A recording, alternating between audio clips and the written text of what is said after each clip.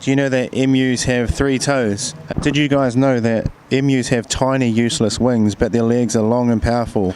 They can travel long distances and can sprint up to 48 k's per hour. That's fucking fast.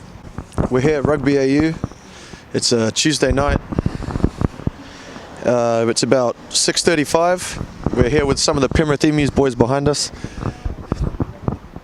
Currently in Rugby AU at the moment, they're having a vote on whether or not their club is allowed to remain a part of rugby in Sydney. To be honest, I'm so fucking confused. I don't know what's going on.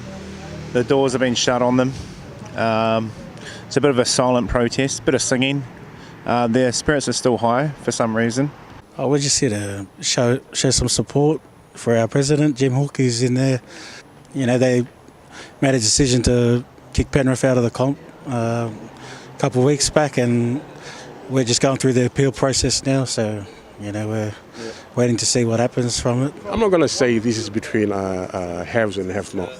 Rugby is not about that. Rugby is about playing for your mates, playing for the place that you come from.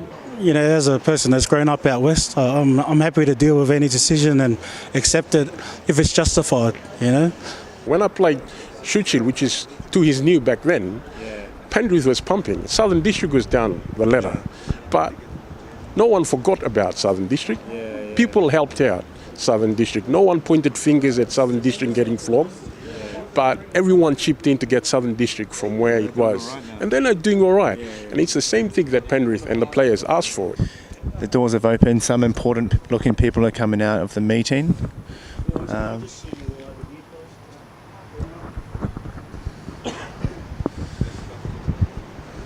Looks like we're being pulled over to the car park. The meeting, a vote was held, a secret ballot was held, and there were only 11 clubs represented. 9 of those clubs voted to uphold the decision of the SRU board. 2 clubs voted not to uphold the decision of the SRU board. We will now seek further legal advice going forward, and I tell you, this is not the end of the matter. It's naive to think that this will just be forgotten when a new club eventually is set up, that this will all just blow over. This one will hurt people, and it has. Right.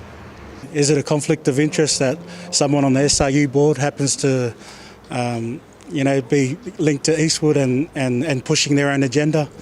I don't know, they're questions that I want to hear about. And, that goes back to their character, they can represent Sydney Rugby Union, but in the end they're all individuals, they're all linked to their clubs and they're all linked to their own agendas, One of the best things about Penrith is its rich cultural ties.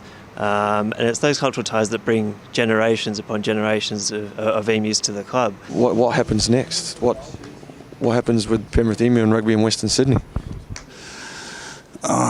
To be honest, mate, I don't know what the plans are and where they're going with the decision that they're making. I'm just worried about my kids and the team that I coach, Penrith Emus, the juniors. We just want equal share. We want the opportunity to compete, and if you take away our opportunity to compete, then there's another door that closes for our juniors.